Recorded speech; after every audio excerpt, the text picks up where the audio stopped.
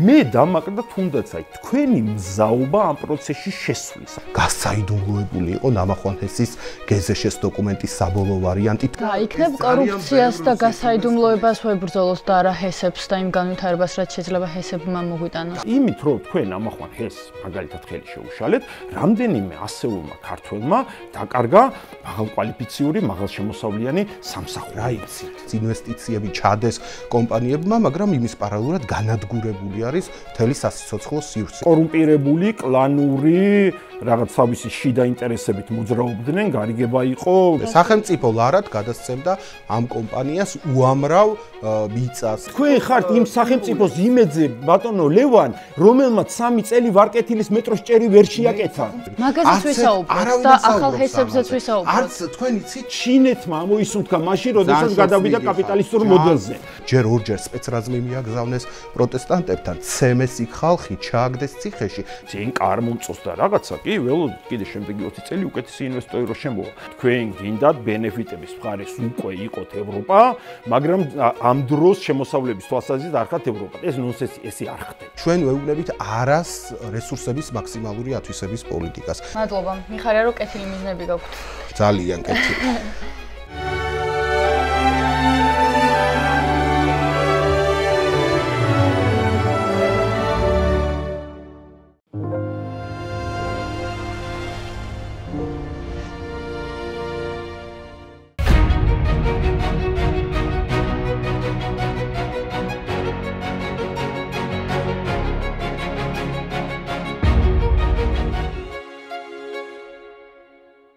მოგესალმებით, მეგობრებო, მე ვარ ანა ყაულაშვილი. ეს არის გადაცემა კამათობის რიგით მე-4 ეპიზოდი, მისმინეს YouTube პლატფორმაზე, რომელიც გადის ყოველ ორშაბათს 22 საათზე. შეგახსენებთ, რომ ეს არის სივრცე ახალი თუ ძველი სახეებისთვის, სადაც შეუძლიათ ადამიანებს მოვიდნენ თავისი პოზიციები დააფიქსირონ რიგი საკითხების მიმართ და შეძლონ მათი არგუმენტირებული მსჯელობით დამტკიცება მოწინააღმდეგის პირისპირ ყოველგვარი დაალაგებული განცხადებების გარეშე. ამ იდეის განხორციელებაში დიდი დახმარება გაგვიწია საქართველოს უნივერსიტეტმა, რომელიც არის ჩვენი გენერალური სპონსორი. ნამდვილი ძალა თანასწორობასა და თანაგრძნობაშია.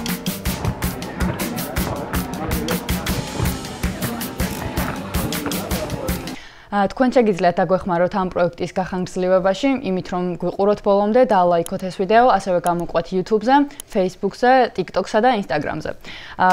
დღევანდელი თემა, რომელიც ავარჩიეთ, არ არის მაინც და მაინც ახალი თემა, რომელმაც ახლა მოიპოვა აქტუალობა. ეს თემა დიდი ხნის განმავლობაში, ბოლო 4-5 წლის განმავლობაში აქტუალურია ქართველი ხალხისთვის და ბევრ ადამიანს აქვს პოლარული პოზიციები ამ საკითხთან დაკავშირებით. ეს არის ჰესები, უნდა აშენდეს თუ არა ჰესები, ასევე მოვიცავთ ნამახვან ჰესს, რომელზეც დიდი მითქმა მოთქმა არის ბოლო წლების განმავლობაში საქართველოს საზოგადოებაში ატეხილი. ჩვენ ამ გადაცემაში მოვიწვიეთ სტუმრები, რომლებიც კარგად იცნობენ ამ თემას და მგონია რომ ძალიან საინტერესო დებატი შედგება. ეს არის თენგო კირთაძე, თენგო რომ გაგვეცნოთ და მოკლედ შეაჯამოთ ემხრობის თუ არა ჰესებს ზოგადად.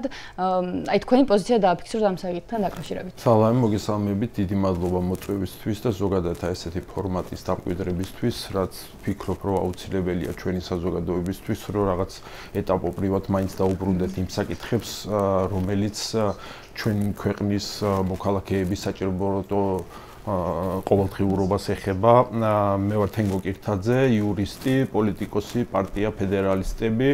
ჰესებთან დაკავშირებით მაქვს პოზიცია, რომ კი ჩვენ გვჭირდება საქართველოში ჰესები, არა მხოლოდ მცირე ჰესები, არამედ რამდენიმე დიდი სტრატეგიული ჰესიც. დიდი მადლობა და ლევან ლორთქიფანიძე მეორე მხარეს, რომელიც გაგვეცნობა და მოკლედ მოგვიყვება თავის პოზიციას ამ საკითხზე. მე ვარ ლევან ლორთქიფანიძე, ვარ მოძრაობა სოციალური დემოკრატიისთვის მრავალდამფუძნებელთაგან ერთ-ერთი პროფესიით პოლიტოლოგი, მწვანე მოძრაობაში ვიყავი ჩართული სტუდენტობის პირველივე წლებიდან და მე ვემხრობი საქართველოში ჰესების მშენებლობას, ოღონდ განსაკუთრებულ ვითარებაში, განსაკუთრებული პირობებით, განსაკუთრებული გეგმების მიხედვით, წესებით და რეგულაციებით. გასაგებია, დიდი მადლობა. მე მოკლედ მოგიყვებით ჩვენი თამაშის წესების შესახებ. მიუხედავად იმისა, ჩვენ მოყურებელს ვეტყვი, რომ მონაწილეებმა იციან თამაშის წესები და ასევე თემაც დაახლოებით 24 საათით ადრე დებატებიდან. თქვენთვისაც გავიმეორებ, რომ ჩვენ გვექნება რამდენიმე რაუნდი დებატში. პირველი იქნება 5 წუთიანი რაუნდი, სადაც მონაწილეებს შეგეძლებათ თქვენი პოზიციის დაფიქსირება და არგუმენტირებული მსჯელობით გამყარება. ეს 5 წუთი იქნება თავიდან ბოლომდე თქვენი. შემდეგ გვექნება 20 წუთიანი საერთო დისკუსიის დრო, სადაც დროის რეგლამენტი არ გვექნება დაყოფილი, უბრალოდ ბუნებრივად განაწილდება დროები მონაწილეების მიმართულებით, ასევე შეიძლება ამ მომენტში მეც მომიხდეს ჩარევა, მაგრამ მგონია რომ უფრო საინტერესო იქნება თუ მხოლოდ თქვენ გაიყოფთ ამ დროს. შემდეგ გვექნება შესაძლებლობა რომ გადავამოწმოთ ფაქტები თქვენი სურვილის მიხედვით, რომელიც ამ 20 წუთიან დისკუსიაში გაისმა, რამდენად რელევანტური იყო ან შეიძლება საერთოდ გამოგონილი ფაქტი იყო, რომელიც იწვევდა საჭიროების შემთხვევაში, რა თქმა უნდა. ამის შემდეგ გვექნება 10 წუთიანი კითხვების რაუნდი, რომელიც ჩემგან იქნება ჩემი კითხვები იქნება დაგეგმილი და ბოლოს გვექნება 2 წუთიანი შეჯამების პერიოდი, სადაც თითოეული დებატე შეაჯამებს მთლიან დებატს და დასკვნის სახით გაგვაცნობს მთლიანი თამაშის მიმდინარეობას. მთავარი წესი არის ის, რომ ვაგორებთ კამათელს, რადგან გავიგოთ ვინ დაიწყებს თამაშს. ვინ იწყებს გამარჯვება? ვინც უფრო მაღალი კენჭის ფლობელი იქნება. ვაუ, ორი თვა. ხელმეორედ 3 და 6. თენგოს ერგო წილად უპირატესობა, სავარაუდოდ არ ვიცი, შეიძლება არ არის უპირატესობა. ძალიან მოკლედ მიმოვიხილავ ამ თემას მაყურებლებისთვის და შემდეგ დაგითმობ სიტყვას. როგორც უკვე ვთქვი, ბოლო წლებია ჰესები საქართველოში განსაკუთრებით აქტუალური თემა, რადგან 2001 წელს იგეგმებოდა ნამახვან ჰესის მშენებლობა იმერეთის რეგიონში, რომელიც მოიცავდა რიონის ხეობას.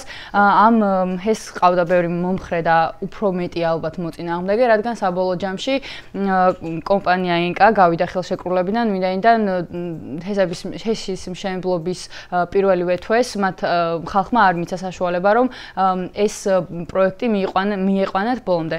რამდენადაც ჩემთვის ცნობილია, ამ ხელშეკრულებას ჰესის მშენებლობის ჰქონდა ბევრი ნაკლი, მაგრამ ასევე ჰქონდა ბევრი დადებითი მხარე, რასაც ჩვენი მონაწილეები უფრო კარგად გაგვარკვევენ და გისმენ, თენგო შეგიძლია დაიწყო. ხო, დიდი მადლობა კიდევ ერთხელ. დავიწყებ, დღეს ჩვენი თემა არის მართალია, გჭირდება თუ არა საქართველოს შესები, მაგრამ კითხვა მგონი უფრო ისეთი სტრატეგიულია, საერთოდ როგორი ქვეყანა აქვს სურს ჩვენ ქართველებს, რა საზოგადოებრივი შეთანხმება უნდა არსებობდეს ამ ქვეყანაში, როგორ უნდა იყოს ინდივიდის უფლებები დაცული და როგორ უნდა იყოს ინდივიდის უფლებები რაღაც კოლექტიური ინტერესებთან თანხვედრაში მოყვანილი. ამიტომ რადგან ესეთი მაპოლარიზირებელი თემაა და ეხება ჩვენი ქვეყნის სტრატეგიულ ინტერესებს, ყოველთვის ჩდება რაღაც გარკვეული ჯგუფები, მოძრაობები, ინტერესები, რომლებიც ქმნიან ცრუ დილემებს. მაგალითად, ცრუ დილემაა ბუნება თუ ეკონომიკა, მდინარე თუ ეკოლოგია. სინამდვილეში ჩვენ უნდა გავყვეთ ფაქტებს და იმოცემულობებს, რომელიც გაგვაჩნია ამ ქვეყანაში ენერგოსფეროსთან, ენერგეტიკასთან დაკავშირებით. მდგომარეობა არის შემდეგი, ანუ ფაქტი ნომერი 1 არის, რომ საქართველო არის ენერგოდამოკიდებული ქვეყანა. ხო, 2023 წლის მონაცემებით 13% იმპორტი იყო ჩვენ მთლიან მოხმარებაში, რომელიც დაგჭირდა შემოვიტანეთ და ამ იმპორტის დიდი ნაწილი შემოვიდა რუსეთის ფედერაციიდან. ანუ, როდესაც ჩვენთან შემოდის ისეთი მნიშვნელოვანი პროდუქტი თუ რაღაც ენერგია ეკონომიკისთვის საჭირო, რაც არის ენერგია ჩვენი მეზობელი, მაგრამ ოკუპანტი ქვეყნისგან და რომლის პოლიტიკური ინტერესი მდგომარეობს საქართველოს სახელმწიფოებრიობის განადგურებაში, მე ვფიქრობ, რომ ეს არ არის უკვე ენერგეტიკული საკითხი, არამედ ეს არის ეროვნული უსაფრთხოების საკითხი, რომ არ არსებობდეს ჩვენი ქვეყნისთვის დამოკიდებულება ამ ვითარებაში, რუსეთის ფედერაციაზე, რადგან ჩვენ მოგვეხსენება არა მხოლოდ საქართველოს მაგალითიდან, როგორც არის მაგალითად 2006 წელი, როდესაც ენერგოემბარგო მოგვიწყო, არსებობს ასევე დამოკიდებულება რუსეთის ფედერაციის სხვა მეზობელ ქვეყნებთან, როგორც არის თუნდაც მისი მოკავშირეები ბელარუსი, როდესაც გაზის ფასებით ყოველთვის ვაჭრობს, რომ თავისი სტრატეგიული ინტერესები გაიტანოს უკრაინასთან მიმართებით, აღმოსავლეთ ევროპის ქვეყნები იქნება თუ დასავლეთ ევროპის ქვეყნები იქნება, ეს არის რუსეთის სტრატეგიული ის არ განიხილავს ამას რაღაც როგორც პროდუქტს, რომელსაც ყიდის, ანუ ესეთი ურთიერთობა არ აქვს, არამედ არის მისი სტრატეგიული ინტერესი იმპერიალისტური მიზნების გასატარებლად. ამიტომ ჩვენ უნდა აღმოვხრათ ენერგოდამოკიდებულების პრობლემა. თუ ენერგოდამოკიდებულებას ვაღიარებთ, მაშინ ვიწყებთ შიდა რესურსების მოძიებას, ხო? ან იმპორტზე რო არ იყო დამოკიდებული, უნდა მოიძიოს შიდა რესურსი. და ჩვენ ღმერთის წყალობით ცხოვრობთ ქვეყანაში, რომელიც არის, არ ვიცი, ჰიდროლოგიური თვალსაზრისით რეგიონში ითვლება 64-ით, ძალიან ბევრი მდინარე გვაქვს, ეს არის ჩვენი სიმდიდრე, მცირე მდინარეები, საშუალო მდინარეები, განსხვავებული პოზიციები არსებობს იქ 26,000-ია თუ გაცილებით ნაკლებია, მაგრამ ჩვენ გვაქვს ძალიან დიდი პოტენციალი და ამ პოტენციალის საკუთარი წარმოებისთვის ათვისებული გვაქვს მხოლოდ 20-25%-მდე რა, ანუ არ ვიყენებთ ძალიან დიდ პოტენციალს. და ამაში მოიაზრება ასევე არამხოლოდ მცირე ჰესების მშენებლობა, რომელიც აუცილებელია და ჩვენ უნდა გვქონდეს, მაგრამ არ არის საკმარისი, ისევე არ არის საკმარისი, როგორც მაგალითად ალტერნატიული ენერგიის წყაროები, როგორიც არის მზე და ქარი. ამიტომ დიახ, ჩვენ გვჭირდება დიდი ჰესები, რომლებიც იქნება ამ სისტემის მასტაბილიზირებელი, რომელიც შემოიტანს ბალანსს უაღრესად კრიტიკულ ინფრასტრუქტურაში, სადაც ფუნქციონირება აი ფაქტობრივად წამებში უნდა იყოს ყველაფერი გარკვეული.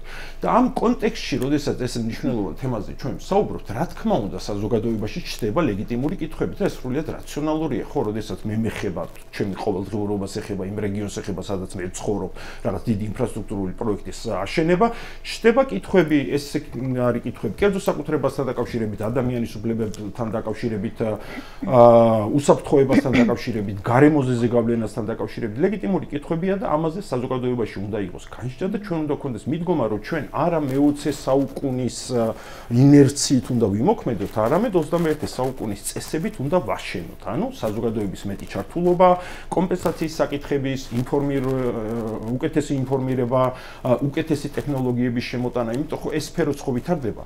ხო, არ დარჩენილა წინა საუკუნის 50-იან წლებში, როდესაც წესები დიდწილად შენდებოდა. შესაბამისად არ არის ეს დინება ჰესიან ბუნება, ხო? ჩვენ შეგვიძლია ვნახოთ ნორვეგია, სადაც 90%-ზე მეტი ჰიდრორესურსით ხდება ენერგეტიკის გენერირება, ავსტრია შეგვიძლია ავიღოთ, შვეიცარია შეგვიძლია ავიღოთ. ანუ ის, რაც შეძლეს ჩვენმა ევროპელმა პარტნიორებმა, შეუძლია საქართველოსაც. ამიტომ ეს სტრატეგიული გადაწყვეტილება უნდა მივიღოთ ჩვენ საქართველოში ჰესების მშენებლობის სასარგებლოდ. მადლობა. დიდი მადლობა საინტერესო პოზიციისთვის. ლევან, თქვენზე გადმოვალ, შეგიძლიათ რომ დავიწყოთ. მე ვიზიარებ აი ერთ მთავარ ხაზს, რომელიც ბატონმა თენგიზმა გამოყო თავისი მსჯელობის დროს. მთავარი შეკითხვა არ არის ჰესები გვჭირდება თუ არა. ჩვენთვის, სოციალ-დემოკრატებისთვის, მთავარი შეკითხვაა თუ რას უწოდებთ საქართველოში ჩვენ განვითარებას. რა პროცესს მოიხსენიებ განვითარებად, ხო? გასული 30 წლის განმავლობაში, რაც საქართველოს დამოუკიდებელია, განვითარებად მოიხსენიებენ ეკონომიკურ ზრდას, რომელიც ძირითადად დაფუძნებული არის კაპიტალის ინტერესებზე. ძირითადად დაფუძნებული არის ერთეულების მოგებაზე. ანუ ეკონომიკურ ზრდას, რომელიც მთლიანად განაწილებული არის რაღაც ოფშორულ კომპანიებში, ოფშორულ ზონებში დარეგისტრირებულ ორგანიზაციებზე, ადგილობრივ ოლიგარქიის მიერ კონტროლირებად კომპანიებზე და ასე შემდეგ. მათი კეთილდღეობა, მათი მოგება, მათი გამდიდრება ითვლება ამ ქვეყანაში ეკონომიკურ ზრდად და განვითარებად. ამავდროულად ეკონომიკურ ზრდად და განვითარებად ამ ქვეყანაში ითვლება პროცესი, რომლის დროსაც მაგალითად ფეხქვეშთელავენ შრომით უფლებებს, ადამიანების სიცოცხლეს შრომის ადგილზე, არაფრად დაგდებენ შრომის უსაფრთხოების ნორმებს. ეკონომიკური ზრდა, ეგრეთ წოდებული, ამ ქვეყანაში მოდის ხოლმე ადამიანის შრომის პირობების არაფრად ჩაგდების კვალობაზე და ფორმებში. ამავდროულად კატეგორიულად არ ვიზიარებ იმ შეხედულებას, რომ ეკონომიკური განვითარება და გარემოს დაცვა რაღაც დილემას არ ქმნის. შეიძლება ზოგადად არ ქმნის და ფილოსოფიურ დონეზე არ ქმნის და ეს შესაძლებელია, მაგრამ საქართველოს შემთხვევაში ჩვენ ვხედავთ, თქვათ, ეგრეთ ეგრეთ წოდებულ განვითარებულ ზონებს, სადაც ინვესტიციები ჩადეს კომპანიებმა, მაგრამ იმის პარალელურად განადგურებული არის მთელი სასიცოცხლო სივრცე. არა მხოლოდ გარემო და ხეები და ციყვები კი არა, ადამიანის საცხოვრებელი სივრცე და მისი განვითარების შესაძლებლობა. აი, ჭიათურა აიღეთ მაგალითად, სადაც არის თქვათ 2006 წლის მერე ინვესტიცია განხორციელებული, კერძო ინვესტორის შემოსული და იქ მიწა არის შუაზე გახლეჩილი, სახლები არის ჩატანილი, იმაში უსკრულებში ხედავთ ჩვენ თქვათ მოშხამულ მდინარეს, ჰაერში ტოქსიკური ნივთიერებების მატებას და ასე შემდეგ. ასე რომ აი ეს ზრდა, რომელსაც ბოლო 30 წელია სხვადასხვა მთავრობები გვთავაზობენ, ხოლმე არის დაკავშირებული სწორედ გარემოს განადგურებასთან და სასიცოცხლო სივრცის მოსპობასთან. რაც მთავარია ეს ეკონომიკური ზრდა ეგრეთ წოდებული და ეგრეთ წოდებული განვითარება, რომლებსაც სხვები გვთავაზობენ, მოდის ასევე რაზე? დემოკრატიული პროცესის სრულუგულებელყოფაზე. ჩვენ ხედავთ, აი შეგვიძლია გავიხსენოთ იგივე ნამახვანის შემთხვევა, როდესაც ჯერ ორჯერ სპეცრაზმი მიაგზავნეს პროტესტანტებთან, ცემეს იქ ხალხი, ჩააგდეს ციხეში და მერე რომ მიხვდნენ, რომ ამ პროტესტს ვერ ჩაფარცხავდნენ, ამის შემდეგ გამოცხადდა ნათია თურნავა და დაიწყო მოლაპარაკებები ხალხთან და ახსნა ნამახვან ჰესის პროექტის პლუსებისა და მინუსების. ანუ დემოკრატიულ პროცესს ჩვენს ქვეყანაში წინ უძღვის ხოლმე რეპრესიები სახელმწიფოს მხრიდან, რომ ესა თუ ის პროექტი, რომელიც ვისთვისაა სასარგებლო საბოლოოდ კაცმა არ იცის, წინ გაათრიონ და გაიტანონ და რაც მთავარია, ეხა ბატონმა თენგომაც აღნიშნა, რომ აი ჰიდროლოგიური ესე იგი პრობლემები ჩვენ არ აგვაქვს და დიდი პოტენციალის ქვეყანა ვართ და 26,000 მდინარე გვაქვს და ასე შემდეგ. საბჭოთა კავშირის შემდეგ ამ ქვეყანაში მეცნიერება მოკვდა და სამეცნიერო კვლევითი პროცესი არ მიმდინარეობს. ჩვენ არ ვიცით, თქვათ, ჩვენი მდინარეების საუზო მართვის დოკუმენტი არ აგვაქვს, სტრატეგია არ აგვაქვს, არ გვაქვს შეფასებული ჩვენი ჰიდროლოგიური რესურსები, არ გვაქვს ეს ტექნიკური მახასიათებლები შესწავლილი, გეოლოგიის სკოლა მკვდარია, სეისმოლოგი ერთი ყავდა ქვეყანას მგონი და ისიც გააქცია ქვეყნიდან მთავრობამ და არანაირი კვლევები არ ტარდება, ძირითადად ტარდება ხოლმე ექსპერტიზა, რომელიც არის ისევ ამ კომპანიების მიერ დაქირავებული, დიდი კომპანიების მიერ დაქირავებული და იმ ექსპერტიზაც უნდა დავეყრდნოთ ხოლმე ჩვენ ისეთი სტრატეგიული და მნიშვნელოვანი გადაწყვეტილებების მიღების დროს, როგორც არის ხუდონ ჰესის ან ნამახვან ჰესის მშენებლობა. ასე რომ აი ეს ეკონომიკური ზრდა ეგრეთ წოდებული კიდევ ერთხელ ვიმეორებ და არა მხოლოდ დემოკრატიისგან არის შორს, არამედ სისტემური მუდმივ განმეორებადი კვლევებისგანაც არის დაცილებული. და აი ჩვენ სოციალ-დემოკრატებს განვითარება სხვანაირად გვესმის. ჩვენ გვინდა განვითარება, ეკონომიკური ზრდა, რომელიც სამართლიანად გადანაწილდება ყველა სოციალურ ჯგუფზე და მხოლოდ ივანიშვილს, ოლიგარქიას, ჭყარტიშვილებს და სხვებს არ მოუტანს შედეგს. ჩვენ გვინდა ისეთი განვითარება, რომელიც დაასაქმებს ადამიანებს, ნორმალურ შრომის პირობებს შექმნის. ჩვენ გვინდა ისეთი განვითარება, რომელიც გაითვალისწინებს კულტურულ ფაქტორებს, ეკოლოგიურ ფაქტორებს, ანუ მოკლედ მდგრად განვითარებაზე ვსაუბრობთ ჩვენ, როდესაც ეკონომიკური, სოციალური და ეკოლოგიური ფაქტორები, კულტურული ფაქტორები არის შეწონილი ერთმანეთთან და დემოკრატიული გადაწყვეტილებების მიღების წესით, აი ამ შეწონვის თაობაზე ადამიანებს აქვთ არჩევანი გაკეთებული მეცნიერებასთან ურთიერთობაში და სამეცნიერო დასკვნების საფუძველზე და აი თუ ამ პროცესით წავალთ და ამ ტიპის განვითარებაზე გვექნება საქმე, აი მაშინ შესაძლებელია ეკოლოგიის, ეკონომიკის, სოციალური სამართლიანობის ერთმანეთთან დაზავება. უბრალოდ ასეთი დაზავებით თქვათ, ხელმოცარულზე რჩებიან იმ ოლიგარქიის და იმ დიდარი 1%-ის წარმომადგენლები, რომლებიც ჩვენს ქვეყანას ბოლო 30 წელია სხვადასხვა ფორმით მართავენ. მადლობა საინტერესო პოზიციის გაზიარებისთვის. ახლა ჩვენ გვექნება 20 წუთიანი თავისუფალი სადისკუსიო რეჟიმი, სადაც თენგო პირველ რიგში შენ შეგეძლება რომ პასუხი გასცე ლევანს და შემდეგ ბუნებრივად წარიმართება დისკუსია. ხო, ზოგადი ხედვაც იყო ლევანის, ახლა მე როგორც გავიგე სახელმწიფოებრივი მოწყობის შესახებ და ბევრ საკითხსაც შეეხო. რაც მე ცუდად მხვდება ყურში, ეს არის ერთის მხრივ აღიარებთ, რომ ეკონომიკური ზრდის საჭიროება არსებობს. მნიშვნელობა არ აქვს ჩვენ სოციალ-დემოკრატიულ მოდელს ავირჩევთ განვითარების, იქნება ეს ლიბერტარიანული თუ როგორი მოდელი, ეკონომიკური ზრდა გჭირდება და ეკონომიკური ზრდის რაღაც ნეგატიურ კონტექსტში ჩვენება არ ვიცი რა მიზნებს ისახავს. ანუ თქვენ წამბობთ, რომ ეკონომიკური ზრდა არის მისთვის აუცილებელი, რომ ერთი ჩვეულებრივი ინდივიდი თუნდაც დასაქმებული გამდიდრდეს და უკეთესი პირობები შეექმნას. როცა კაპიტალის ინტერესებზე ლაპარაკობთ, ხო, რას ნიშნავს კაპიტალის ინტერესები? შემოდის ინვესტორი, რომელსაც აქვს თავისი მოგების ინტერესი. სრულიად ბუნებრივია, ბატონო ლევან, თქვენც გაქვთ თქვენი მოგების ინტერესი, სადღაც ხართ დასაქმებული, იქ იღებთ ხელფასს, ზუსტად იგივენაირად მაგ და ნებისმიერ საქართველოს მოქალაქეს უნდა კონდეს მოგების ინტერესი, ნორმალურია ეს.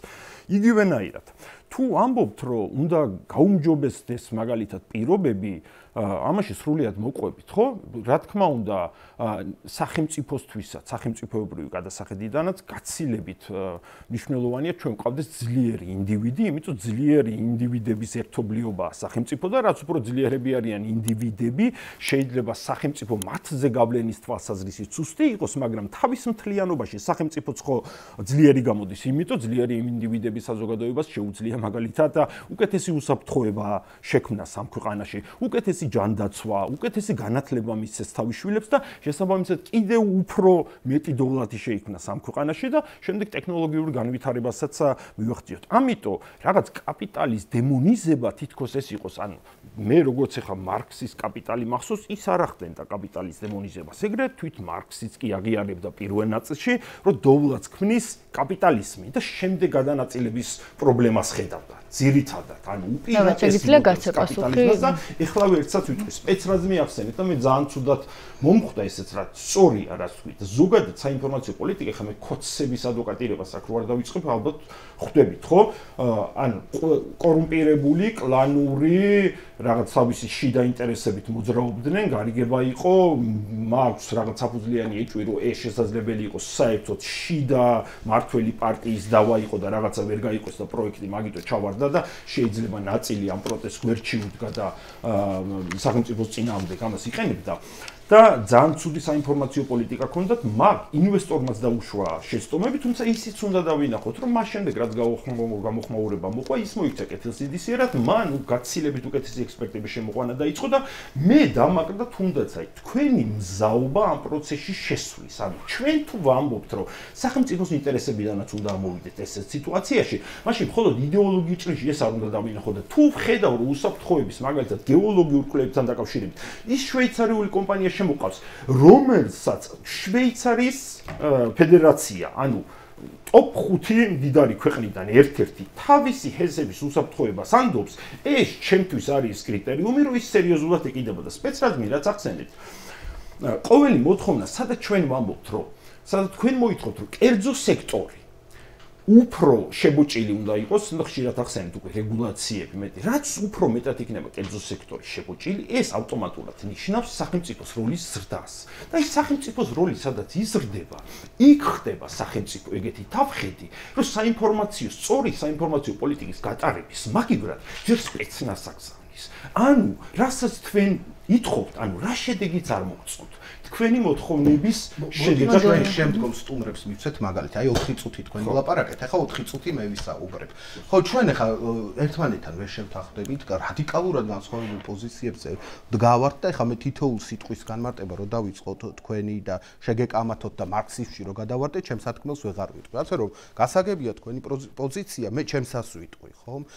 მე რაზე მინდა გავამახვილო ყურადღება, იცით, რომ მოგებაში და ზრდაში კი არ არის პრობლემა. პრობლემა არის ამ ზრდის გადანაწილება. და ჩვენ ვხედავთ რომ ეს მოგება, ეს ზრდა მიდის ხოლმე ძალიან მცირე რიცხოვანი ჯგუფების ჭიბეში, ხშირად გადის ხოლმე ქვეყნიდან, მიდის ხოლმე იმ ეკონომიკურ და საგადასახადო სამოთხეებში, რომელიც მრავლად არის მთელ მსოფლიოში, ხან ვირჯინიის კუნძულებზე და ხან სხვაგან და არაფერი აქ არ რჩება, გარდა გამოხრული მიწისა, განიავებული წიაღისეულისა, დატბორილი მიწისა და გაუბედურებული მოსახლეობისა. ეს ერთი საკითხი.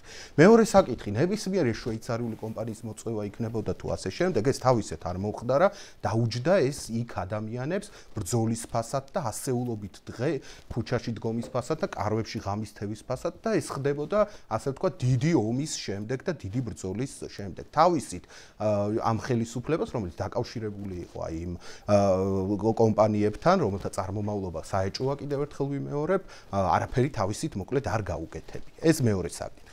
ახლა მესამე საკითხი, ხო, გამოცდილებასაც ხო აქვს მნიშვნელობა. აი საქართველოს გამოცდილება როგორი არის დამოუკიდებლობის აღდგენის შემდეგ. ჩვენ ვხედავთ, რომ გვეუბნებიან ჰესები უნდა ავაშენოთ და ეს ეკონომიკურ წარმატებას მოუტანს ამ ქვეყანას. შენდება ჰესები, რომლებიც თავიანთ გამომუშავების მინიმუმსაც ხშირად ძლივს აღწევენ ხოლმე რა. არის რამდენიმე ჰესი, რომელზეც თქვენს რომ გამოიმუშავებს ამა და ამ მეგავატს და იმის ნახევარი ვერ გამოიმუშავა. ჩვენ დამოუკიდებლობის მიღების შემდეგ გვაქვს მინიმუმ 3 ჰიდროელექტროსადგური ჰიდროელექტროსადგური, რომელიც კოლაფსით დამთავრდა, კატასტროფით დამთავრდა. აი მე ნამყოფი ვარ მაგალითად შუახევში, ნანახი მაქვს ეს შუახევი ჰესის მიმდებარე სოფლები ღუტა, ჩორჩხანა და ასე შემდეგ, სადაც ესე იგი უმძიმესი ვითარება იყო, ჯერ წყალი დაწყდა, მერე კიდე გასკდა დერივაციული გვირაბი და წყალმა წაიღო იქ ხალხი. ბახვი ჰესი შეგვიძლია გავიხსენოთ, რომელიც ჩამოიშალა ასევე ზარზე იმით დაანონსებული, რომ ეკონომიკურ პროგრესს მოგვიტანდა. შეგვიძლია დარიალ ჰესი და მის ტრაგედია გავიხსენოთ, რომლის ასე ვთქვათ ტრაგედიას აბრალებენ რაღაც ზებუნებრივ პროცესებს, მაგრამ ბევრი მწვანე ორგანიზაცია მანამდე ახსენებდა ხოლმე სახელმწიფოს, რომ აქ საშიშია რაღაცის მშენებლობა, მაგრამ არავინ ყური არ დაუგდო აი ამ პროცესს და მივიღეთ ესე იგი სავალალო შედეგი. ასე რომ აი ამ საკითხებზეც უნდა გავამახვილოთ ყურადღება.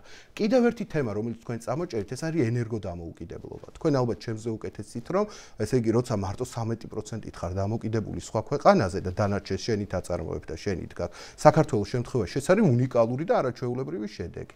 რო ავიღოთ ჩვენ რაღა ხორბალი მაგალითად, რამდენი პროცენტით ვართ? აი ფაქტ ჩეკით შევამოწმოთ ხორბლის იმპორტი რამდენი არის სხვა ქვეყნებზე და რამდენ ხორბალს ვაწარმოებთ ჩვენ და ხორბალი ხო სტრატეგიული რესურსია და პური და საჭმელი და რაღაცა. ეს ხორბალი ერთი მაგალითია, უამრავი სხვა სფერო უნდა შეგვიძლია ავიღოთ, ხო? ასე რომ ეს 13% რაღაც საგანგაშო შედეგი ჩვენი ეკონომიკისთვის არ არის და ამაზეც აქცენტი უნდა დაისვას. და რაც მთავარია, მე კიდევ ერთხელ მინდა შევახსენოთ თქვენს ტელემაყურებლებს, რომ ჩვენს ქვეყანაში ხელშეკრულებები აი ამ დიდ ჰიდროელექტროკომპანიებთან ფორმდება ხოლმე კაბალური პირობებით, ხო? აი ნამახვან ჰესზე სოფლიო ბანკსაც ჰქონდა დასკვნა დადებული, იუსტიციის სამინისტროსაც ჰქონდა დასკვნა დადებული, რომ ასეთი ხელშეკრულების გაფორმება არ შედის სახელმწიფოს ინტერესებში, არ შეიძლება, მოიტანს ამ შედეგს, იქ ნამატი ელექტროენერგია მთლიანად სახელმწიფომ უნდა შეიძინოს, მაგრამ არავინ ყური არ ათხოვა, მაინც გააფორმეს ეს ხელშეკრულება, არაფერი ეს მოლაპარაკებები არ უწარმოებიათ. აი ერთ-ერთი მთავარი კომპონენტი დიდი ჰესების დროს არის გარემოზე ზემოქმედების შეფასების დოკუმენტი.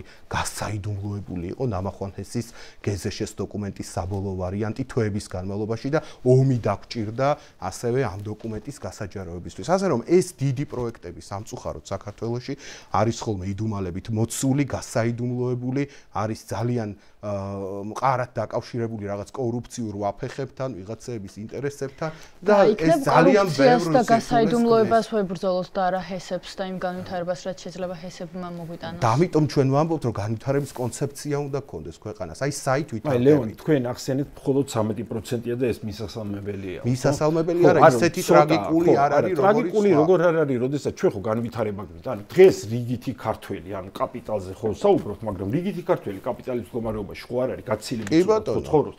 ანუ ჩვენ ხო გვინდა რომ რიგით ქართველსაც ჰქონდეს პერსპექტივა და არა მხოლოდ ის არ იყოს იძულებული მაგალითად რეგიონიდან, იძულებული რომ მაგალითად შიდა მიგრაციული პროცესი ჩამოვიდეს თბილისში, რომ აქ რაღაც თქვათ ორჯერ უფრო დიდი ანაზღაურება ჰქონდეს, ანუ მას ჰქონდეს ადგილზე.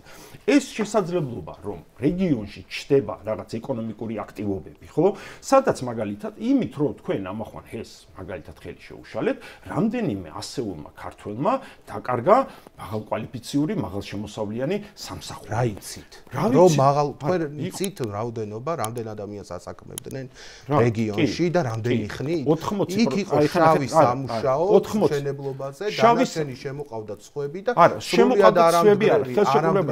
ხელშეკრულებასაც არასწორად ციტირებთ, მაგალითად იუსტიციის სამინისტროს დასკვნაზე როცა ამბობდით, იუსტიციის სამინისტროს კომპეტენცია არ არის პროექტის მიზანშეწონილობა არა, მაგრამ როგორ არის პირობები ხო არის სამართლებრივ მხოლოდ სამართლებრივ ლაფსუსებს გაუსვა ხაზი და ეს ლაფსუსები სამართლებრივი იქნა საბოლოო დოკუმენტში გათვალისწინებული. ანუ ეს არგუმენტი არ არის. რომელ საბოლოო დოკუმენტში? საბოლოო დოკუმენტი იუსტიციის სამინისტროს დასკვნის შემდეგ დაიდო საბოლოო დოკუმენტი 3 კვირის შემდეგ. ისე ამბობთ, რომ ეგონება ყველაფერი თავისით ხდებოდა. ჯერ გასაგებია და დემოკრატია თვე ხმას არიღებდნენ ამ იუსტიციის სამინისტროს დასკვნაზე. ამაზე პრობლემები გვაქვს ქვეყანაში კოცების, მაგრამ ჩვენ ხო კოცებზე არ ვლაპარაკობთ. ხო, მაგრამ ვლაპარაკობთ მომავალ მოდელზე, რომელიც გვინდა მომავალ მოდელზე მაშინ ამას ამის გარეშე და რომელი დასკვნები უნდა გავაკეთოთ და მაშინ მაგალითად ხელშეკრულებაში იყო 80%-იანი კვოტა ადგილობრივ დასაქმებულზე თუ კვალიფიკაციის პრობლემა არ იარსებებდა. ანუ თუ იპოვიდნენ ქართველ ინჟინერს, დასაქმდებოდა ქართველი ინჟინერი. ეს არის შემოსავალი. მაგალითად ელემენტარული ავიღოთ ის რეგიონი, ხეობა ბიუჯეტიდან იღებდა წლის განმავლობაში სადღაც $1,000,000 ბიუჯეტიდან. და იქ იყო ხელშეკრულებაში დეცენტრალიზებული მოდელი ქონების გადასახადთან დაკავშირებით, რომ ის სრულად ხმარდებოდა რეგიონს. ანუ 20 მილიონი ლარი ყოველწლიურად 20 ჯერ მეტი ვიდრე იმ რეგიონს ქონდა მანამდე. ეს ხო ერთ შეკითხვას გეტყვი. აი თქვენ ხო გერმანიაში სწავლობდით, ცხოვრობდით ამდე ხანი. გერმანიაში მარტო მაგ გადასახადით შემოიფარგლებოდა ესეთი მეგაპროექტი? მაგრამ არ იქნებოდა სხვა ფედერალური სისტემა. ფედერალური თვითმმართველობას დაუტოვებენ რაღაცა ქონების გადასახადს კაპიკებს, ამის სანაცვლოდ ჩაუძირავენ ასობით ჰექტარი იმას იმისათვის გაუნადგურებენ ტვიშის ზონას, ადამიანებს აყრიან საკუთარი ადგილებიდან დაძირავენ. აი ახლა საკუთარ თავს ეწინააღმდეგებთ, იცი რატომ? რატომ აბა? იმიტომ რომ მე რომ მაგას ვამბობდე, მე მართალი ვიქნები ჩემი პოლიტიდეოლოგიიდან გამომდინარე, მაგრამ თქვენ არ ხართ მართალი. იმიტომ რომ გერმანია სხვა მოწყობის სისტემა. ხო და ჩვენ გვინდა დეცენტრალიზებული მართლობითი მოდელი. მაგრამ მათ საგადასახადო, მაშინ ფისკალური დამოუკიდებლობა უნდა მიცეთ და თქვენ თუ ფისკალურ დამოუკიდებლობას მეტ კომპეტენციებს რეგიონებს მისცემთ, მაშინ ცენტრს ვერ მოთხოვთ. ბერს თქვენ გინდა ცენტრსაც ბევრი მოთხოვთ, მისი როლი არსებობდეს და თქვენ გინდათ რეგიონში მეტი დოლარი შეგვიძლია. უნიტარულ სახელმწიფოებში გადასახადებს ვერ უწესებენ დიდ პროექტებს? რა თქმა უნდა, უწესებენ იმ ქონების გადასახადით შემოიფარგლებიან. არა, იმ გადასახადით. ხო, მაგრამ რა არის საშემოსავლო მოდელიც ხო არსებობს, მაგალითად DGG-ს გადანაწილების პრინციპი უკვე არსებულ მოდელშიც ხო არის. ანუ 20 მილიონი მარტო ის კი არის, ეს დეცენტრალიზებული დამატებითი მოდელი შეიქმნა. კიდევ ერთი მაგალითად, რაც ამ პროექტ დიდი სიკეთე მოიტანა, მაგას თქვენ დამატებით. ერთი არის ქუთაისიდან ლენტეხამდე იმამდე 28 კილომეტრიანი გზა 200 მილიონი ლარის ღირებულების, რომელიც გაკეთდება, რომელიც არასდროს საყოველთაოდ. ანუ თქვენ იმას მეუბნებით, რომ ესე იგი ძალიან მძიმე საგადასახადო ტვირთი დააწვა ამ კომპანიას. არა, რატომ უნდა დააწვა ის საგადასახადო ტვირთი, რომელიც არსებობდა. ამ პირობებში ეს არ არის საკმარისი. როდესაც გასაგებია საკმარისი ჩვენი ქვეყნისთვის, მაგრამ ჩვენ მაგის გარეშე იქნებოდა. ჩვენ როდესაც საუბრობთ იმაზე, არსებობს ეგეთი ცნება opportunity cost, ხო? ანუ ეს მთელი ღირებულება რა გადასახადაც გადაიხდის, ის საკმარისია იმ ზიანის განსაზღაურებლად, რომელიც ბუნებას მიადგა, კულტურულ მემკვიდრეობას მიადგა, იქ დემოგრაფიულ ასე კატასტროფას მიადგა. გარდა ამისა, ამას ხო სარგებლებიც ექნებოდა ის, რომ მაგალითად 15 ხო და ამას ვამბობთ, რომ ეს სარგებელი არ არის საკმარისი იმ ზიანის აღსანაზღაურებად, რომელიც მოაქვთ ესეთ მეგაპროექტებს საქართველოს მოქალაქეებს. ნახეთ თქვენ როგორი მოდელი გინდათ ლევან, მე მესმის, ანუ სუფთა ადამიანურად მესმის, რომ თქვენ გინდათ ბენეფიტების მხარეს უკვე იყოთ ევროპა, მაგრამ ამ დროს შემოსავლების თვალსაზრისით არ ხართ ევროპა. ეს ნონსენსი, ესე არ ხდება. იმისა, იმისათვის რომ თქვენ მიიღოთ ისეთი პირობები ინვესტორისგან, იმისათვის რომ თქვენ მიიღოთ ისეთი პირობები ინვესტორისგან, როგორცაც იღებს მაგალითად შვეიცარია, გერმანია, თქვენ პირობითად საბანკო რეიტინგი უნდა გქონდეთ AAA. თქვენ გაქვთ BB ნეგატიური. თქვენ გაქვთ ის რომ ხეს აშენებს იქედან 100 კილომეტრში საოკუპაციო ჯარი დგას. ხო და ხო ხდებით, ანუ რისკებია. ჩვენთა შემოდის უფრო რისკიანი ინვესტიცია. თქვენ თუ ამბობთ რომ ხო რაგზარი შემოსავალი გადასახადს თუ ნორმალს მოს არ იხდის, მოსახლეობა იქიდან თუ გაყავს და ერთ გზას თუ დამიგებს ლენტეხამდე, ამის გამო ამდე ეკოლოგიური და სოციალური რისკები ჩვენი ენერგო დამოუკიდებლობის შემცირებაში გვეხმარებოდა, ენერგეტიკული ბალანსის უზრუნველყოფაში გვეხმარებოდა, ეს გვაძლევდა პერსპექტივას ჩვენ განვითარება ხო გვინდა. ხო ამბობთ რომ ჩვენ რიგითი ადამიანის ბედი დაწესებთ. ის როგორ უნდა განვითარდეს? მე მესმის ეკონომიკური აქტივობების. მოდით გადაუკავშიროთ ეს. აი მე მესმის რატო ჭირდება საქართველოს პირობითად ვარციხე ჰესი. ეს არის ჰიდროელექტროსადგური, რომელიც ემსახურება ზესტაფონის სფეროშენადნობთა ქარხანას, ქმნის ამ ქვეყანაში შემორჩენილ სიმწრით რო სუნთქავს ისეთ ინდუსტრიას და ამარაგებს მათ ელექტროენერგიით. ვინმეს რო ეთქვა თქვა რიონის ხეობის მოსახლეობისთვის რომ აი ჰესი უნდა აშენდეს და ამ ჰესით თქვა პირობითად შეიქმნება, რა ვიცი, რომელიღაცა ავტომობილო ქარხნის, რომელიღაცა ფილიალი ქუთაისში და ასაქმებს 10,000 ადამიანს, მოემსახურება ენერგეტიკით მას, მაშინ შეიძლება ამ ხალხს მიმართულებით წახვიდით, მაგრამ გეგმიური ეკონომიკა არ ფუნქციონირებს. თქვენ უნდა შენახეთ ლევან, თქვენ უნდა შეგნათ სწორი სტიმული, რა მე დავაცნობ. შეიძლება სრულად გეგმიური ეკონომიკა და საბჭოთა კავშირის ბოლო წლები არ ფუნქციონირებს, მაგრამ ჩვენ ქართული სოციალ-დემოკრატები ვემხრობით, რომ ამ ქვეყანას ჰქონდეს თავისი სტრატეგიული ეკონომიკური მიზნები და სახელმწიფომაც წარმართოთ ისეთი ეკონომიკური საგადასახადო საინვესტიციო პოლიტიკა, რომელიც მოემსახურება ამ სტრატეგიული მიზნების თქვენ რაც ახსენეთ დამატებით პროექტებთან დაკავშირებით, ხო? დამატებით პროექტები. ჩვენ თუ გვინდა ინდუსტრიის განვითარება, თუ არის დათვლილი, რომ ამ ინდუსტრიის განვითარებისთვის საჭირო ამადა მოდენობის ელექტროენერგია, შეიძლება ამის შემდეგ უკვე მსჯელობა მოსახლეობასთანაც უფრო მეტი არგუმენტებით ხარ შეიარაღებული, რომ ეს ჰიდროპროექტი განახორციელო, მაგრამ როცა არანაირი ეკონომიკური გეგმა არ ჩანს, რისთვის ეს გჭირდება ეს ელექტროენერგია არ ჩანს და შენ ეუბნები ადამიანს, რომ დაგტყორავ, გამოგაგდებ სახლიდან, ავაშენებ 150 ეს ამ ქვეყანაში, რომ ვიღაცა ინვესტორმა, რომელიც არც ვიცით ვინ არის, ხან ოფშორულ ზონაშია, ხან ენკა, რომელიც რუსეთთან ასევე ძალიან დაკავშირებული ორგანიზაცია, იმა გაიტანოს პროექტი იყო და ბიპის კონტრაქტორია, მედლები აქვს აღებული რუსეთში, რუსეთის მებრძოლების მედლები აქვს აღებული კომპანია გამჭირვალე სოფლის საუკეთესო კონტრაქტორ კომპანიებში შედიოდა. კაპიტალი აქედან გაიტანოს თავისი რესურსი. ნახეთ, ამაშია საქმე, ანუ ჩვენ არ ვიცით რაში ჭირდება ამდენი ელექტროენერგია და თუ გვეცოდინება რაში ჭირდება, მე ადამიანები გიჟები არ არიან, რომ ამაზე მსჯელობაზე უარი თქვა და ამის შესახებ რა თქმა უნდა კონკრეტულ გეგმებს და სტრატეგიულ მიზანს უნდა შეესაბამებოდეს ეს ხო არა რაღაც ტრანსნაციონალური კომპანიების გამდიდრებას, არამედ აი ეროვნული სტრატეგიული მიზნების მიღწევას, რომელსაც დემოკრატიული პროცესის შედეგად დასახავს და დემოკრატიული პროცესის შედეგად ზუსტად ჯერ ჩდება ეკონომიკური აქტივობები, ანუ სიგნალი გაჩნდებოდა, თქვათ ნამახვან ჰესის სახით. თქვენ იმერეთის საირიგაციო პრობლემებთან დაკავშირებით სავარაუდოდ გსმენიათ. რაღაცები მსმენია. ანუ თქვენ როცა ამბობთ, რომ აი ბიზნესი თავიდანვე რატო არ გაირკვევ, რომ აი ყოფილიყო კიდე დამატებითი პროექტები, რაღაც ბიზნესი ვერ გაარკვევს. აი მე და თქვენ შორის განსხვავება. მე თუ ბიზნესი ვარ, მე მაინტერესებს ბაზრის სტიმულებს და მე ვარ ეტატის სახელმწიფოს გასაგებია თქვენ გეგმავთ სახელმწიფოთი და თქვენ ხართ იმ სახელმწიფოს იმედზე, ბატონო ლევან, რომელმაც 3 წელი ვარკეთილის მეტროს ჭერი ვერ შეაკეთა. მაგ სახელმწიფოს იმედზე მე ვარ იმ სახელმწიფოს თქვენ ხართ იმ სახელმწიფოს იმედზე, რომელიც ლაპარაკის ნაცვლად სპეცრაზმს უგზავნის ხალხს, გესმით მის საკუთრებას ეხება ეს და სპეცრაზმს უგზავნის. ბიზნესის იმედზე, რომელმაც აი ჭიათურა შეხედეთ, აზრი შეხედეთ, იმ ბიზნესის იმედზე, საქართველოს ინდუსტრიულ ცენტრებს, რომელიც შეხედეთ, თქვენ ხართ მაშინ თუ ეგრე ვიმსჯელებთ, რუხაძის იმედზე, ვანო ჭყარტიშვილის იმედზე, ბიძინას იმედზე და ბიზნესი დღეს ეგენი არიან ამ ქვეყანაში და ოლიგარქიული სისტემა, რომლის წინამდეგაც ჩვენც ვიბრძვით. ხო და ასეთი სახელმწიფოს წინააღმდეგ ჩვენც ვიბრძვით. მე არ ვამბობ, რომ ბიძინა ივანიშვილის სახელმწიფოს უნდა მივცეთ ეს პერკეტები. მე გეუბნებით, რომ უნდა მივცეთ დემოკრატიულ სახელმწიფოს ეს პერკეტები, რომ ეკონომიკაში გამოკვეთოს სტრატეგიული ინტერესები, გეგმები და იმას შეუსაბამოს ყველაფერი, ხო?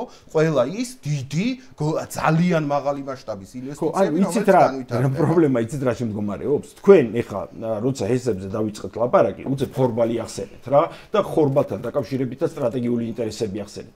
მაშინ დღევანდელი მდგომარეობით რო შევხედოთ რა შეიძლება იყოს უფრო სტრატეგიული ვიდრე ინტერნეტ კომუნიკაცია, ხო? კი ბატონო. სტრატეგიული. წყალი სტრატეგიული. ჰაერი სტრატეგიული. რკინიგზა სტრატეგიული. ხვდებით თქვენ თავში წინააღმდეგები. ხვდებიცად მიყავთ. ანუ ყველგან სახელმწიფო ყავთ. და ყველგან სახელმწიფო სადაც ყავს ბანკროტია ეს ამ ქვეყნის და თქვენ ის ადამიანები მე მჯერა იმის რომ თქვენ გული შეკივა. მე არ მჭირდება ამის და ეს საკაცობრიო სიბრძნეა ბატონო ლევან. საკაცობრიო სიბრძნე. ჩინეთმა როდის ამოისუნთქა? ჩინეთმა ამოისუნთქა მაშინ როდესაც გადავიდა კაპიტალისტურ მოდელზე. საბჭოთა კავშირი რატო დაინგრა? იმიტომ რომ გეგმიური ეკონომიკა ქონდა. გერმანია რატო აღორძინდა? კაპიტალიზმს დავამარცხებთ და კაპიტალიზმს გადავლახავთ. ჯერჯერობით ამას ალბათ მე ვერ მოვესწრებ, ხო? თუმცა კარგი იქნებოდა. ჩვენ გვაქვს ერთადერთი სურვილი, რომ ეს ველური კაპიტალიზმი მოვაქციოთ ჩარჩოებში. ოდნავ მაინც ჰუმანური კალაპოტი შეუქმნათ, რის საშუალებასაც ჩვენი სახელმწიფოს რესურსები გვაძლევს. და დიახ, რკინიგზა სტრატეგიული რესურსია, დიახ, კომუნიკაციები, ინტერნეტ კომუნიკაციები სტრატეგიული რესურსია და დიახ სახელმწიფოს როლი უნდა იყოს გადამწყვეტი ზოგიერთ სფეროში და ეს ხდება პორტები, ხორბალი, ფარმაცია. ფარმაცია შეიძლება არა, მაგრამ როგორ შეიძლება ფარმაცია თუ ჩვენ მიყვებით თქვენ რეგულაციებით შეიძლება რაღაცების დაწესება, რაღაცაში შეიძლება სახელმწიფო მოსაუბრება. ეგ არის მოდელი, ანუ მე როგორ წარმოვიდგინე თქვენ რაზეც ისაუბრეთ, სადაც სახელმწიფოს აქვს ზე დომინანტური როლი.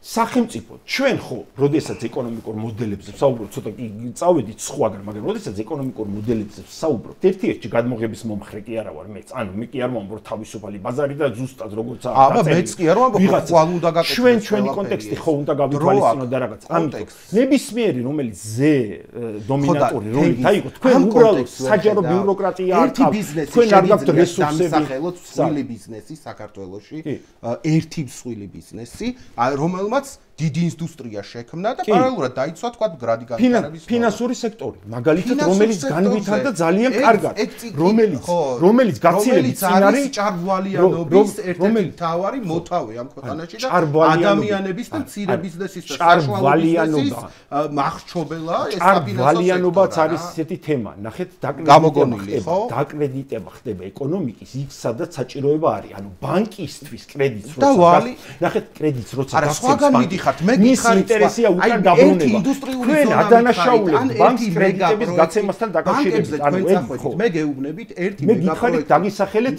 მეგაპროექტი დამისახელეთ რომელიც ამ ქვეყანაში ან დემოკრატიული წესებით დაიგეგმა ან მეცნიერებასთან ქონდა კავშირი ან ეკოლოგიურ ფაქტორებზე სერიოზულად იმსჯელა ან სოციალური სამართლიანობა და კარგი შრომითი უფლებები მოიტანა ადგილზე ნამახვანჰესმა მოიტანა ეს კაზრეთმა მოიტანა ეს ჭიათურაში გვაქვს ეს სიტუაცია ტრიბულში გვაქვს სიტუაცია თუ ფოთის სპორტი არის გადადგმული ნაბიჯები ბატონო ლევან ეგეთი დამოკიდებულება როგორც თქვენ ამ ლოგიკით ხო ბიზნეს საერთოდ ვეღარ შევიცვლით რატო უნდა შემოვიდეს მაშინ ბატონო მე გეუბნებით მე გთავაზობთ დიალოგს ბიზნესს პროფკავშირულ ორგანიზაციებს გარემოსდაცვით ორგანიზაციებს ადგილობრივ მოსახლეობას და სახელმწიფოს შორის და მათი დიალოგის საფუძველზე მათი კომპრომისების საფუძველზე სხვადასხვა ტიპის პროექტების განხორციელებას ჩვენი სტრატეგიული მიზნების შესაბამისად და ესე ცალკარა თამაში სადაც არის მარტო სახელმწიფო და ეს სახელმწიფო რომელიც თან ბიზნეს უჭერს მხარს და კლასობრივი ასე იგი მხარდამჭერი არის ამ მსხვილი კაპიტალის მაშინ ვიღებთ ჩვენ ცალკარა თამაშს და ვიღებთ ივითარებას რაც შექმნილია საქართველოს მოლაპარაკებებზე ხომ იყო წამოსვლის მცდელობა მეორე მხრისგან მაგრამ პროტესტანტების რეაქცია იყო მხოლოდ არა როცა დაუძახებდნენ პროტესტანტებს დააყენებდეს 7 საათი აცდევინებდნენ დაამცირებდნენ ეგ გასაგებია მაგრამ აი ახლა რო წამოვიდნენ შემოთავაზებით თურნავა რო დაინახავდა რომ გარეთ ბევრი ხალხი არ არის გარბოდა მოლაპარაკებიდან მე ანა ამდენი წელია ვაკვირდები ამ პროცესს და არ მინახავს ნორმალური მოლაპარაკებების პროცესი ბიზნეს სახელმწიფოს და ადგილობრივ სინამდვილეში ეს პროტესტი ხო საბოლოო ჯამში ვარლამ გოლეთიანმა თქვა, ნუ ის ქსენოფობიურ ნარატივს რო შებეშვა, თურქებთან დაკავშირებით და თურქები და მეჩეთები და რაღაცები ერთი მიმართულება. ვინ თქვა ეგ ვარლამ გოლეთიანმა თქვა? ვარლამ გოლეთიანი ამბობდა, ფაშისტები ამბობდნენ, პუტინისტები ამბობდნენ. არ გახსენდება ფაშისტებთან მიხეილ სააკაშვილი ლაპარაკობდა, მაგრამ მე არ არის არსებითი, მე რაც არსებითი, რატო არა თემო ცუდად მოიქეცით ახლა თქვენ ვარლამ გოლეთიანის ბოლო დააკავშირეთ ქსენოფობიასთან ეს ყველაფერი და არ იყო ეს ნაწილი პროტესტის ნაწილი არ იყო პროტესტის იყო ლევანი იყო რა თქმა უნდა თქვენ გახსოვთ მაგალითად ვარლამ გოლეთიანის და ბატონი ფალავანდიშვილის კონფლიქტი რა ნიადაგზე იყო და ვინ დაასაპორტა ეს პროტესტმა თქვენ ხო გახსოვთ 5 ივლისის დამბრუნდების რო დირაოში ჩავუდგა დირაოში რო ჩავუდგა მხალს რო შეთავაზება არსებობდა რა შეთავაზება ერთი წუთი გამეგობრებოდა ჩადგომს ადამიანი ხო დაიჭირეს იქ რაღაც დამნაშავე კი ბატონო და დღესაც დაჭერილები არა ისინი გამოუშვეს უკვე ხო დღეღა გამოუშვეს მაგრამ იყო პროტესტი მათ შორის ქსენოფობიურად იყო ორგანიზებული ქსენოფობიურად ნაწილი რა თქმა უნდა იყო ფაშისტები და კრემლისტები და პუტინისტები მაგრამ ბოლო წინადადება რა თქმა მნიშვნელოვანი გვერდით იდგნენ ფაშისტებიც, ლიბერალებიც, კონსერვატორებიც, თბილისელებიც, არათბილისელებიც, მასობრივ მხარდაჭერა ამას არ გააკეთებს კერძო ანუ ბოლო მოთხოვნა რაც იყო და შემდეგ უკვე ჩაშალის ყველაფერი ამას არ გააკეთებს კერძოს როგორ? თქვა, ვარლამ გოლეთიანის ნათქვამი იყო. უკვე არ მაინტერესებს ეს პრობლემები, ანუ უბრალოდ არ მივცემთ კერძო კომპანიას, ვინც არ უნდა იყოს, ანუ უკვე არც შეხედულ არც ქართულს, ანუ სახელმწიფოს უნდა გაეკეთებინა. ხო გესმის? ეგ შეიძლება იყო იქ ტაქტიკური გადაწყვეტილება. მეორეც ერთი სახელმწიფოსაც რო გაეკეთებინა, არაფერი პრობლემა არ არის, უამრავი სახელმწიფო კომპანია არსებობს სოფლიოში, რომელიც შეიქმნა და განვითარება მოიტანა. იმისათვის რომ სახელმწიფო გააკეთოს, ნახეთ ლევან, ნახეთ მარტივი რა. იმისათვის რომ სახელმწიფო რაღაცა, არა, დემონად რადგან დღეს სახელმწიფო ყავს ხელში ჩაგდებული მომავალში კარგი სახელმწიფო ნიშნავს რომ ყველა სახელმწიფო იქნება ესე პირობითად სოციალ-დემოკრატიული სახელმწიფო მთავრობა რომ მოვიდეს პირობითად ხო მე მაგის მომხრე არ ვიქნები მაგრამ სახელმწიფო მიმისათვის რომ ეგეთი პროექტი განახორციელოს უნდა იყოს ვალები გაცილებით მაღალი პროცენტით ბაზარზე დიდრე მაგალითად ან თქვენ მე ანასთან ნებისმიერ ჩვენთაგანს გადასახადების თვალსაზრისით ეს ფული ჯერ უნდა წაართვას ამ ფულიდან რომელსაც გადასახადების გადახდა წართმევა წაართვას დამატებით ხო ეხა განწმენდი ხო არა ინფრასტრუქტურის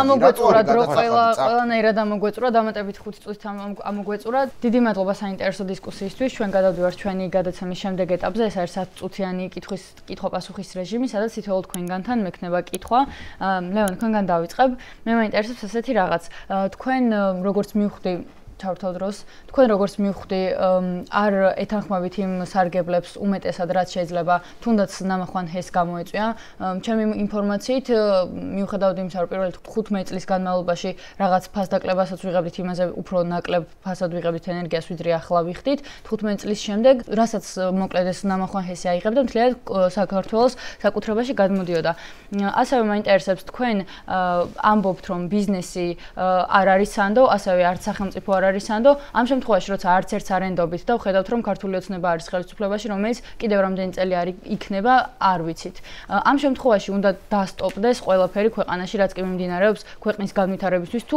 როგორ ხედავთ იმ განვითარების პერსპექტივას რომელზეც დასაწყისში ისაუბრეთ ძალიან საინტერესო შეკითხვაა და მგონი ყველა ვთანხმდებით იმ თავარ საკითხზე რომ ქართული ოცნების ხელისუფლება უნდა შეიცვალოს და სხვა მთავრობა უნდა მოვიდეს და ეს რაც მალე მოხდება მით უკეთესი და იმედი მაქვს რომ მალე მოხდება და ასე რომ არაფრის განსაკუთრებული დასტოპება არ არის საჭირო. და თუ არ მოხდა მაგალითად მომდევნო 10 წლის განმავლობაში ისევ ქართული ოცნება არის და მაშინ უნდა ვიბრძოლოთ ყველა პროექტის დროს იმისთვის რომ ამ პროექტში იყოს ისეთი ხელშეკრულება რომელიც იქნება საზოგადოებისთვის სასარგებლო და გაითვალისწინებს სოციალურ ეკონომიკურ და ეკოლოგიურ ფაქტორებს ერთად. ჰესის დროს მე როგორც მახსოვს პირობებზე ბრძოლა არ მიდიოდა უბრალოდ ჰესის გაჩერებლის. როგორ არ მიდიოდა? ამ ბრძოლას ჰქონდა სხვადასხვა ფაზა. თქვენ ახლა ცოტა შორიდან უყურებთ და ადვილი სათქმელია რომ მოვიდა და გველაპარაკა. რა ვიცი, 2 წელი მიდიოდა ეს პროცესი და ხალხმა გაახუთა სითხე ქუჩაში გაათენა და სხვადასხვა ბრძოლის ეტაპი იყო. ჯერ ითხოვდნენ განხილვას, რომ განხილვაზე არ წარმოვიდნენ, მერე სხვა მოთხოვნები დააყენეს, მერე ნელ-ნელა შეისწავლეს ის ხელშეკრულება და ასე შემდეგ.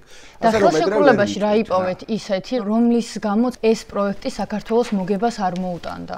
და პირიქით შეიძლება დაექციან მაგალითად მთელ კომერციულ რისკებს, რომელიც ამ პროექტს ჰქონდა, სახელმწიფო იღებდა საკუთარ თავზე. სახელმწიფო ლარად გადასცემდა ამ კომპანიას უამრავ მიწას ჩვენს სახელმწიფო საკუთრებაში არსებულ სახელმწიფო საკუთრებაში რჩებოდა ეს მიწა ეროვნული ლარად გადაცემდა ჯერ. არანაირი ესე იგი ეკოლოგიური რეგულაციების გარეშე შეეძლოთ ინერტული მასალის მოპოვება, ასე რომ სრული კარტმაში ჰქონდა ამ კომპანიას, რომ იქ გაენადგურებინა 100 კი, მაგრამ მაგის მიუხედავად ჰესები ყველაზე ეკომეგობრული ბიზნესი არის, მე მგონი ენერგიის მოსაპოვებლად, ამაში არ მეთანხმებით. და შეიძლება მათ შორის ღვარცობს თუ წყალდიდობას ხელი შეუშალოს და მათ შორის დიდმა წყალდიდობამ შეიძლება ადამიანები დახოცოს და ჰესი ამას ხელს უშლის.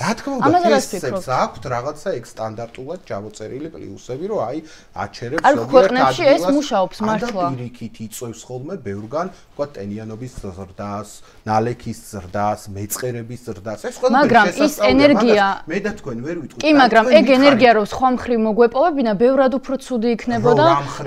მაგალითად ბირთვული ადეგ საერთოდ ძალიან რადიკალური შეხედულებაა, მაგრამ ბევრ მწვანე მოძრაობის წარმომადგენელს მრავალი წელი აქვს ნათქვამი შემდეგი რამ, რომ საქართველოში უკვე აშენებული ჰესები არის ამორტიზებული. იქნება არასწორი მშენებლობის გამო არის, ხარისხის გამო და არა იმის გამო, როგორც შვედური კომპანია აშენებდა. აი თუ მაცლით გიპასუხებთ, ნახეთ, იმ უკვე არსებული ჰესების მოდერნიზებას შეუძლია საქართველოსთვის უამრავი დამატებითი ენერგიის მოტანა. თქვენ იცით, რომ საშინელი გადამცემი ხაზები გვაქვს ჩვენ და უამრავი ელექტროენერგია ესე იგი იკარგება ტრანსპორტირების დროს. არავინ არ საუბრობს საქართველოში აი ამ გადამცემი ხაზების მოდერნიზებაზე, რომელიც ასევე დაგვაზოგინებდა ელექტროენერგიას და დამატებით ელექტროენერგიას მოგცემდა. არავინ არ საუბრობს ამ ქვეყანაში აი ნამდვილ ევროპულ ღირებულებაზე. და მაგაზეც ვისაუბროთ. ნახეთ, ნამდვილ ევროპული ღირებულება არის ენერგოეფექტურობა.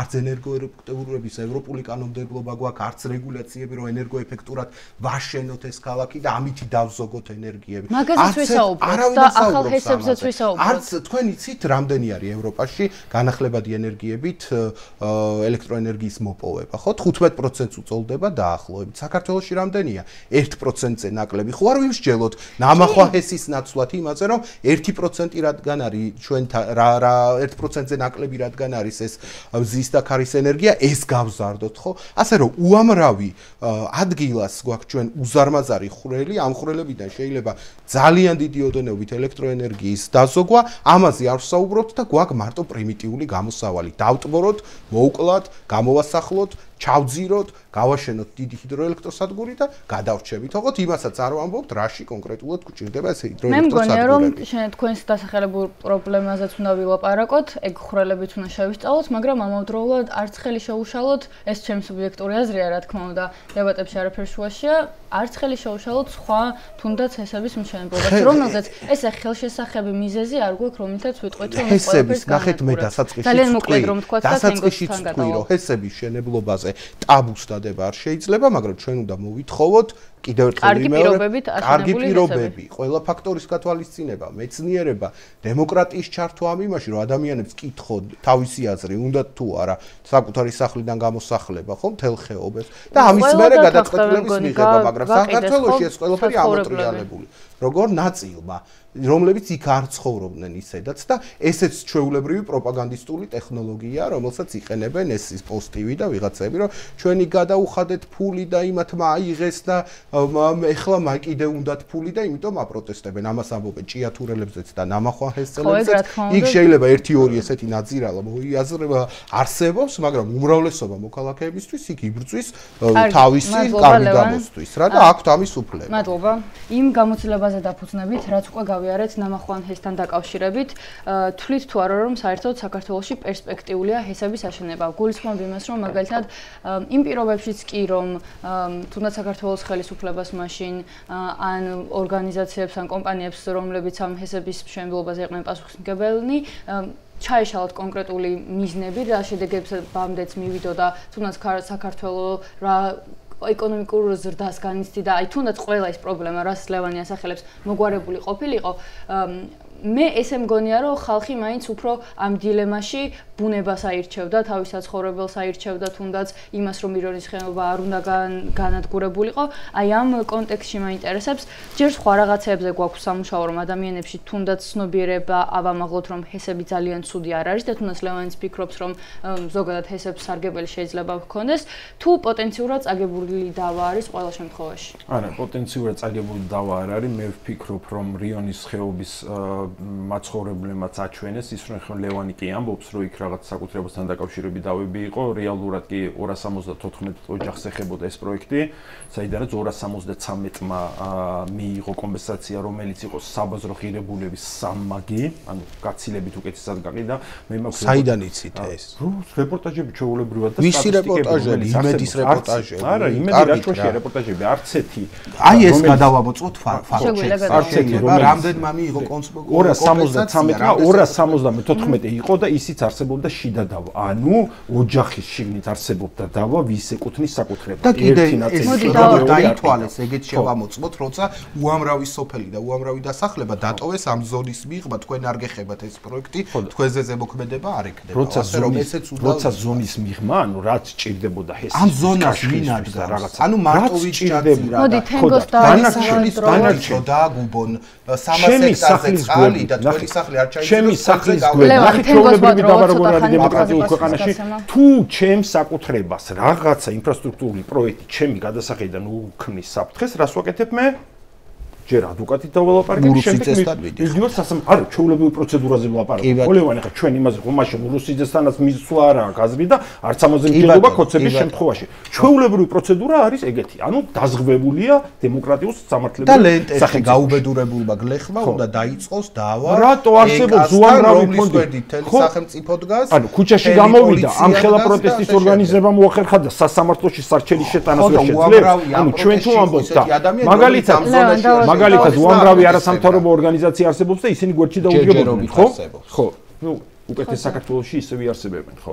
ამიტომ ეს გარდაუვალი აუცილებლობა, ანუ ლევანი რაზეც ლაპარაკობს, რომ ალტერნატიული გზები ვინმე კი არის წინააღმდეგება, რომ მართლა იქ ცხოვრობდა ჩემ თვალწინ 2000 წლიდან დაწყებული, როგორ შენდებოდა ქარის აი ფაქტობრივად მთელი ქუჩები მოეფინა. ის რომ დემოკრატიული პროცესი უნდა იყოს და ეს უნდა იყოს ინკლუზიური, ეს თუ არის რაც ლევანი ამბობს, თქვენ აზრით ეს თუ არის საერთოდ შესაძლებელი, რომ ამ დონეზე არა, მე ვფიქრობ, სადაც გაცილებით ნაკლები სახელმწიფოს ჩარევა იქნება. აი მაგალითად ის, რომ სახელმწიფო ეუბნება ინვესტორს, მე დაგილაგებ იქ ადგილობრივ მოსახლეობასთან და მე ზოგს სპეცნას უშვებს, ზოგს რაღაც მოიტაცებს და აკაჩავებს, ხო? სხვადასხვა გზებით. პირიქით, როდესაც ინვესტორი და მისი წარმომადგენელი ერთ-ერთში დაელაპარაკება, იქ შეიძლება ინტერესები ადგილობრივი მოსახლეობის გაცილებით უკვე დაკმაყოფილდნენ, რომ მაგალითად ინვესტორს თუ შეხედავს, რომ მარტო ფულზე არ ყიდის, მას შეუძლია პირობითად სააქციო საზოგადოება დაარსოს და თავისი პროექტის თანამონაწილეები გახადოს ეს ადამიანები მესაკუთრეები რაღაც წილთან დაკავშირებით. ან მოდელი შეიძლება ბევრი გაკეთდეს, სადაც იქნება სწორი კომუნიკაცია. ამ შემთხვევაში მართალია პროექტის პრობლემა ის იყო, რომ თავიდან ფაზაში არ იყო ისეთი გამართული კომუნიკაცია, თავის ეკონომიკის სამინისტრო და ნუ ქოცებს ისედაც არ მოეთხოვება. მაგრამ ეს არის გარდაუვალი. ანუ ჩვენ იმისათვის რომ ანუ რასაც ლევანი აპელირებს რომ მზის და ქარის ენერგია ავითვისოთ და მე ამას ვემხრობ, იმიტომ ჩვენ გვჭირდება ენერგიული დივერსიფიკაცია ამ თვალსაზრისით. იმისათვის რომ შენ ამ ქვეყანაში აითვისო მაქსიმალური პოტენციალი მზის და ქარის ენერგიის, შენ გჭირდება რამდენიმე დიდი სისტემური ჰესი და რატო? იმიტომ რომ მხოლოდ წყალს შეუძლია ენერგიის ჭალებში შენახვა.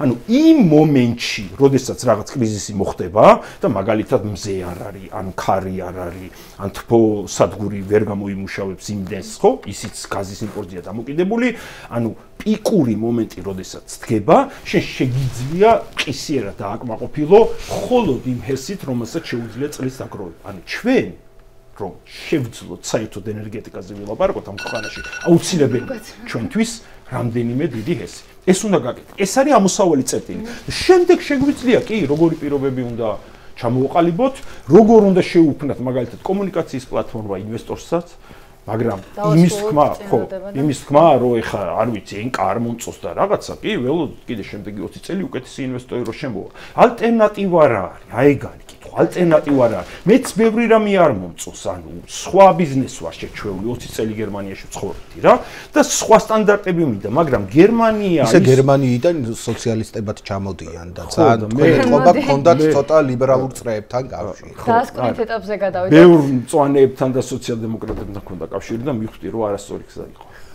დასკვნით ეტაპზე გადავიდეთ მეგობრებო. ჩვენ დაგვჭა ბოლო ეტაპი ამ დებატების, სადაც თქვენ შეგეძლებათ წესით 2 წუთიანი ინტერვალით შეაჯამოთ, დროით შეაჯამოთ დებატები, მაგრამ მე თავისუფლებას მივცემ რომ ეს დრო გავზარდო და 3 წუთი მოგცეთ, რადგან საკმაოდ ცხარე დებატები იყო და მგონია რომ ბევრი გექნება ცალაპარაკო. ლევან, შეგიძლია დაიწყო და შეაჯამო ეს დღევანდელი დებატი, რატომ ფიქრობ რომ შენი უპირატესობით დასრულდა, ან თუ გგონია რომ დასრულდა. და ასევე მაყურებლებისთვის რატომ ფიქრობ რომ შენ ხარ უფრო ძლიერი იყო ამ დებატში. ხო, არ ვიცი ვისი უპირატესობით დამთავრდა, ამას მაყურებელი გადაწყვეტს. მე უბრალოდ ერთი რამ მაქვს სათქმელი, რომ და თქვენს მაყურებელს მინდა ეს გაუზიარო, რომ თუ საქართველოს განვითარება ბჭყალებში გაგრძელდა ისევ იმ ტემპით და იმ ფორმით, როგორც აქამდე მიმდინარეობდა ბოლო 30 წლის განმავლობაში, საქართველოს მომავალში არის საშინელება და უბედურება ეკონომიკური თვალსაზრისითაც. თუ ეს ნეოლიბერალური მიდგომები არ შეიცვალა, ჩვენ მივიღებთ ქვეყანას, რომელშიც ძალიან ცოტა ადამიანი იცხოვრებს,